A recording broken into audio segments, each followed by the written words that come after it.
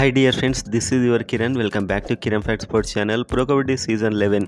So ఒక అద్భుతమైన match అని చెప్పొచ్చు తెలుగు టైటాన్స్కి, ముఖ్యంగా హర్యానా స్టీలర్స్తోని 49-27 తేడాతో గెలిచారు. అది పవన్ షరావత్ మ్యాట్ మీద లేకుండా.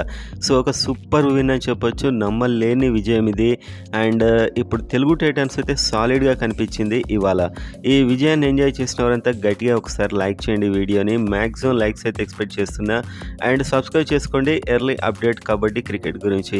సో వీడియోలోకి వెళ్ళినట్లయితే తెలుగు టైటాన్స్లో పవన్ షరావత్ లేడు, ఇక సీజన్ ఎలా అని భావిస్తున్న తరుణంలో వచ్చినటువంటి ఈ మ్యాచ్లో మాత్రం అది శార్దులం ఉండగా అండ్ అదేవిధంగా అంత మంజీత్ లాంటి అంత పెద్ద కోచ్ ఉండగా సో ఆ టీం మీద ఆడి ఎలా గెలుస్తుందని చూసిన టైంలో రెచ్చిపోయారు తెలుగు టైటాన్స్ టీం.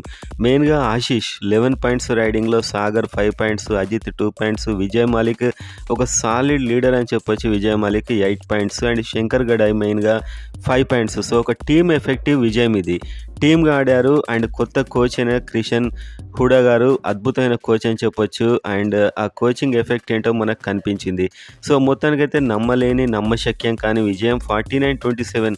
ఏదో అలా పవన్ షరావత్ ఉన్నప్పుడు 5-6 పాయింట్స్తో గెలిచారు.